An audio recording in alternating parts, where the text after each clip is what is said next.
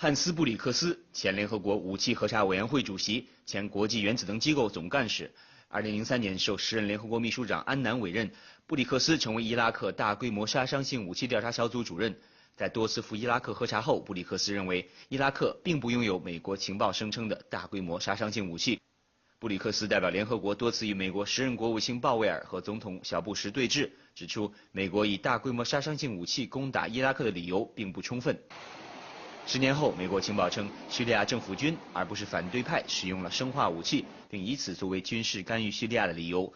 如何判断此次美国情报的准确度？谁使用了生化武器？布里克斯就此在 G20 峰会期间接受了我们的专访。So, Mr. Blix, who, in your opinion, was more likely to have used the chemical weapons, the Assad regime or the opposition? I think that the argument that has been used on a very large scale points to an army having done it, a big organization, rather than their rebels. But it's conceivable that rebels have used it on a smaller scale. To produce sarin is not an impossibility. You remember that in the subway of Tokyo many years ago, a religious sect who killed a lot of people by using sarin. So it's not beyond the means of also smaller organizations. But I think that remains to be seen. But I think it's for the Security Council to examine the evidence and draw conclusions. 奥巴马认为，叙利亚政府使用生化武器的主要证据是美情报部门截获的卫星图像和截获的声称是发动过生化武器袭击的叙利亚军方高层的通话。The U.S. reports refer to allegedly intercepted phone calls. What's your assessment of that?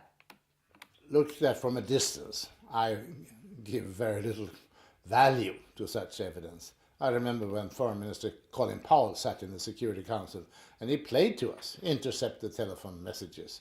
And they were phony. They didn't have anything to do with weapons of mass destruction. It could well be that in this case it was authentic, but I don't think that's much of evidence to place before the Security Council. Can we prove that they were the people? Are the voices so authentic, etc.?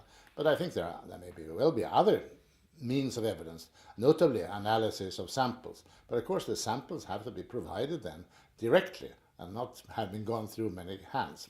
Now, having said all that, I still think it is probable that chemical weapons were used on a rather large scale in many places, and I think it is quite thinkable that it was the Assad regime that was responsible for it.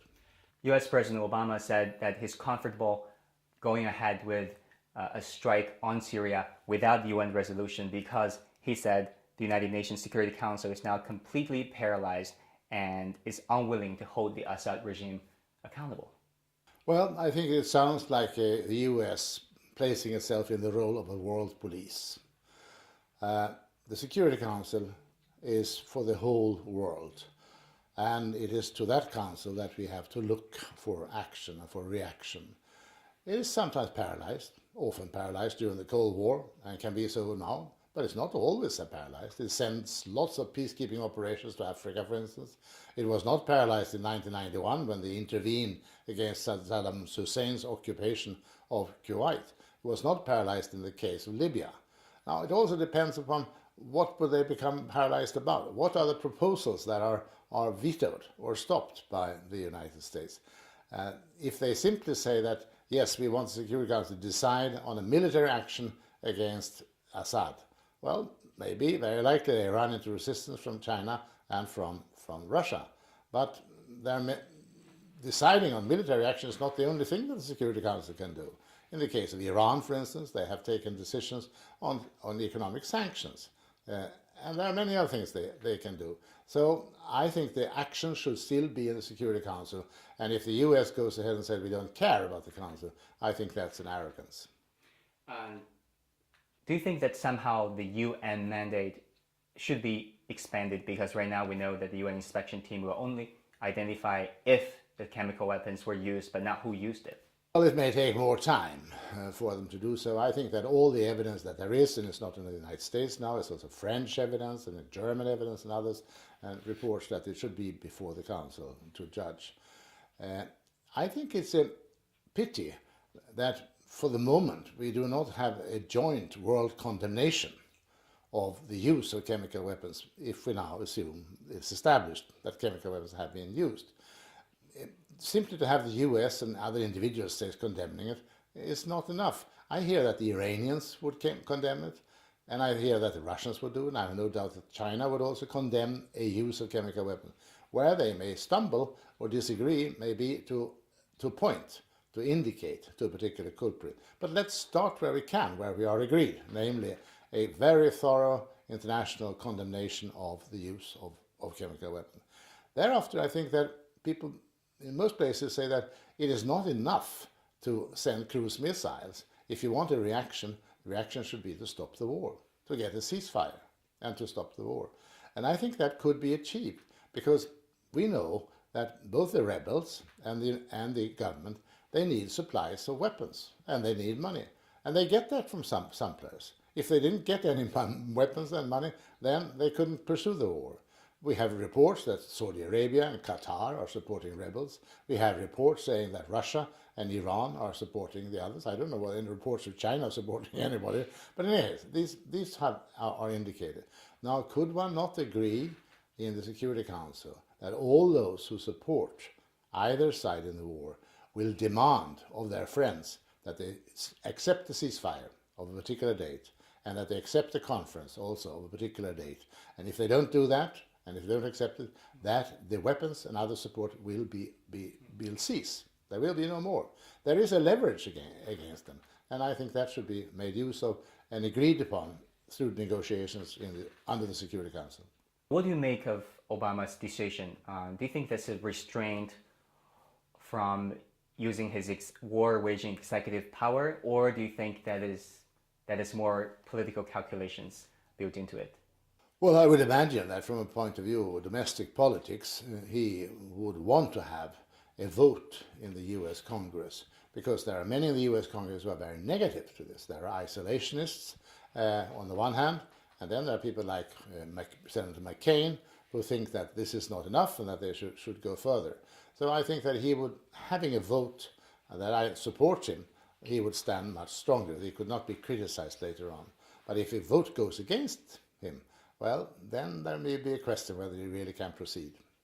And now, Mr. Blix, if you have a chance to speak to President Obama and Putin and other parties involved in the Syrian crisis, what would you say to them? What would be a way out of the current crisis? Today, I think I would say that have some good talks with the leaders when you meet them in St. Petersburg this week, and try to get them together and to agree that, yes, there must be a reaction against the use of chemical weapons, and that they must together make sure that there's a ceasefire and that there will be a conference. I think China and Russia have great roles to play there. I mean, they are described as being against everything in the Security Council. I don't think that is so. They were not against everything in Libya, and I think that both these countries really object to any use of chemical weapons, and I think they also want to end the war. So there ought to be a possible way for the great powers in the Security Council to agree. And I think Obama may have some patience. If there are signs in St. Petersburg that there is possibility for agreement, I think he may seize that.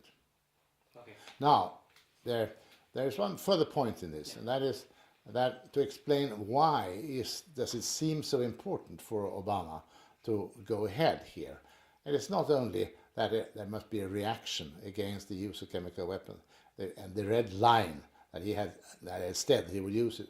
I think there is also behind the tremendous US pressure another red line. Now, that was a red line drawn by Mr. Netanyahu in the General Assembly of the UN. A red line that Iran should not move closer to a nuclear weapon.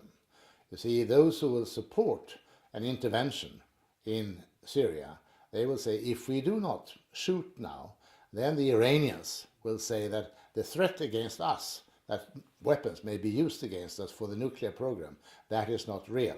Maybe North Korea too, but mainly Iran, because there is a very strong US pressure that Iran must stop short of a nuclear weapon. This is the credibility that I think they feel in Washington is at stake. I'm not sure that the threat against Syria now, or shooting at Syria, really would have that effect, because the Iranians will say that now they point at Syria, but actually they mean us. And if they were, it may be harder for Iran to be conciliatory in negotiations if they feel that any little concession would be interpreted as taking place under a threat. They might harden their position. So I'm not sure it is a very good policy even from that point of view. But I'm sure that the red line on Iran is a fundamentally important element in the present situation. But my guess was that the calculation was that in case of an attack they would remove some nuclear equipment there to protect it, that this was the purpose of it. But still, I'm not